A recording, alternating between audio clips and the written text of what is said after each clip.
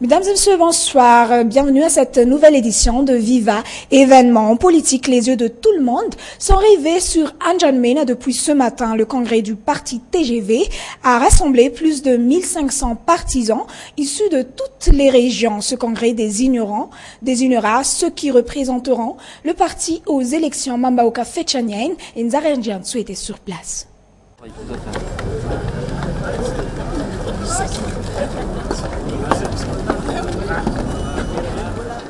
Une marée orange à N'Djamena, plus de 1500 membres des quatre coins de l'île ont pu entamer les premières concertations dans le cadre du premier jour du congrès du parti politique Tanuja Malagasvun. Nous nous lèverons et on ne peut nous défier. Nous ne sommes pas corrompus parce qu'actuellement c'est ce qui règne.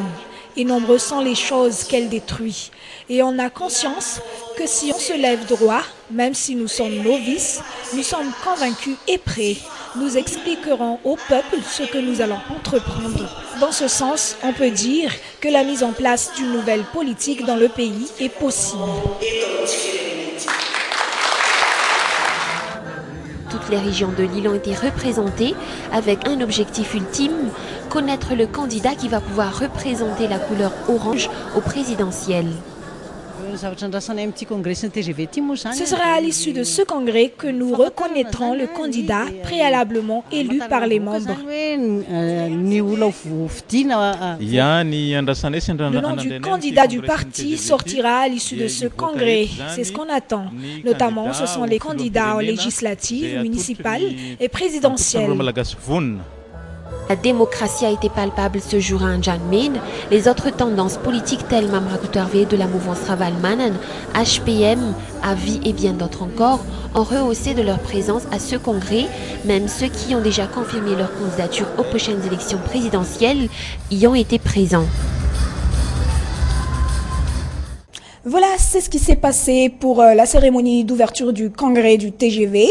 Mais qu'est-ce qu'on attend vraiment de ces congressistes? Quelle est l'importance de ce congrès du Tanuja Malagasvun pour la situation de la nation? Les réponses avec Mambaoka Fetchanien et Nzarenjiansu. 7 travaux de commission mis en place ce jour lors du congrès du parti politique Tanuja Malagasvun. Chaque commission étant représentée par un responsable issu du district. Parmi les attentes à l'issue de ce congrès, le nom du candidat qui le représentera au présidentiel.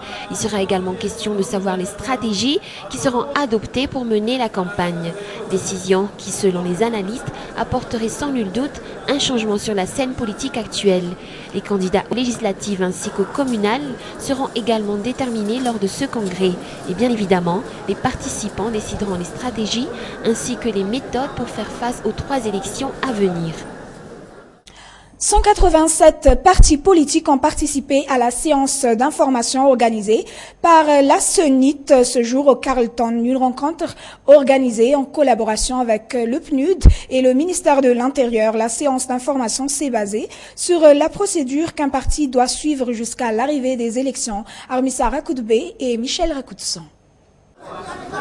Aujourd'hui, l'hôtel Carleton a été un lieu de rencontre entre les différents partis politiques de la Grande Île. Plus précisément, ceux qui ont eu leur récépissé témoignant leur existence sont les invités de cette séance d'information. Nous allons les faire connaître tous les décrets qui sont sortis et surtout les nouvelles informations sur le code électoral. Ceux qui se sont prononcés candidats pour la présidentielle n'étaient pas aperçus sur place. Pour la plupart, ils ont envoyé des représentants. La séance aussi était une occasion pour les partis de dire leurs attentes par rapport à la préparation des élections. Actuellement, on doit remettre le quotient au niveau du Trésor et pourtant le Trésor même n'est pas encore au courant. On doit aussi faire notre déclaration de patrimoine en remplissant un formulaire concernant cela. À part cela, on n'est pas encore informé par rapport au bulletin de vote. Les autres attendent plus de prise de responsabilité de la CENIT pour arriver à des élections crédibles. La CENIT doit mettre la pression sur les personnes qui doivent discuter de l'apaisement politique pour qu'on puisse avancer dans des élections crédibles. D'autres partis politiques qui n'ont pas eu de récépissé ont été quand même conviés à cette séance d'information. Jusque-là, l'environnement n'est pas encore au cœur des préoccupations des citoyens malgaches. La continuité de l'exportation illicite de bois de rose en est encore la preuve selon les explications de l'Alliance Vargas ou AVG. Pas plus tard qu'hier, des centaines de bois de rose dans 6 conteneurs en partance pour la Chine ont été saisis. À Antsiranana, les enquêtes poursuivent leur cours. Actuellement, l'AVG qui a insisté à ce que le peuple malgache accorde beaucoup plus d'importance à son patrimoine et qu'on applique à la lettre les législations relatives à l'exportation illicite de bois précieux. 1 sur 20 de la biodiversité mondiale est à Madagascar. Donc, on doit prouver notre volonté politique pour arrêter les trafics. Il faut que tout le monde voit et il faut aussi que tous les Malgaches voient que nous sommes prêts à nous arrêter. Selon l'avis du Vargas, les lois ne sont pas appliquées et surtout l'ordonnance 2011-001 concernant les peines encourues par les trafiquants de bois de rose. D'après ce qu'on a entendu, les patrons ne sont jamais arrêtés et dans ce cas, la loi est ignorée. Il est déjà temps pour préparer l'hiver. C'est l'avis des mères de famille et des marchands que nous avons rencontrés. Après quelques semaines, les habits d'hiver et les couvertures trouveront une hausse sur le marché. Reportage de Anna Muriel et de Nzaran Jiansu. À quelques semaines de l'hiver, les préparatifs pour cette saison ne commencent pas encore pour la plupart des ménages. Des préparatifs qui dépendent surtout des moyens selon la majorité des mères de famille que nous avons interviewées. En tout cas, bon nombre de ménages préfèrent faire leurs courses en vue des préparatifs pour l'hiver dans les marchés et les friperies.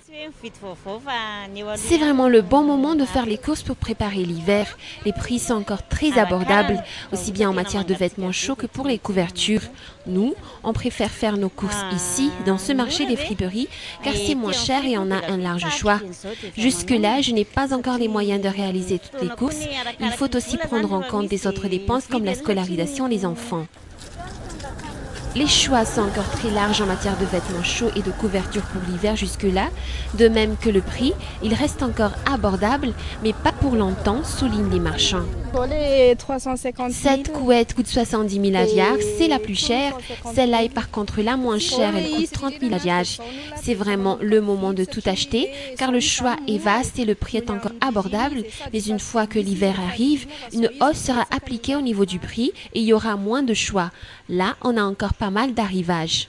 Une hausse du prix des articles spéciaux hiver est très probable. Pour l'instant, on maintient nos prix, mais prochainement prévoit une hausse en fonction de la hausse appliquée par les grossistes.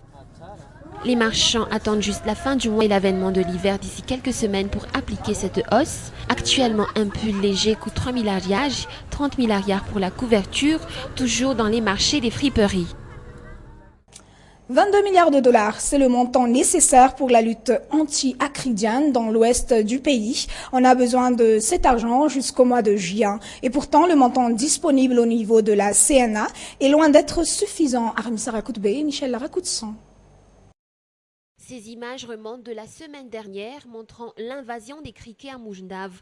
Des nuages de criquets envahissant les rues, les champs de maïs et les hectares de rizières.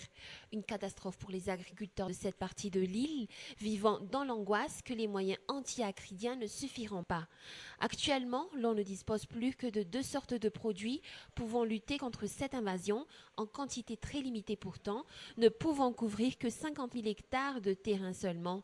Les matériels comme les hélicoptères faisant également défaut quand la FAO a décidé de suspendre l'équipement aérien depuis près de 2 ans. Cette 3e génération de criquets, dont la pendaison a eu lieu entre le mois de mars et le mois de mai, couvre maintenant plus de 11 régions dans la partie ouest de l'île. Les prévisions annoncent toutefois que l'on ne pourrait éradiquer les invasions de criquets que d'ici 3 ou 4 ans, et tout dépendra des moyens que le pays disposera. Le budget à hauteur de 22 milliards ne sera opérationnel que durant une année seulement. Il faut noter que les travaux de lutte anti-acridienne comportent 2 étapes, la première étant la lutte contre l'invasion proprement dite et la seconde étant la protection des cultures et la prévention. Mais faute de moyens, une majeure partie de ces travaux n'est pas encore terminée jusque-là. Point final à cette édition. Merci de l'avoir suivi jusqu'à la fin. Bonne soirée à tous. Excellente suite de programmes sur Viva.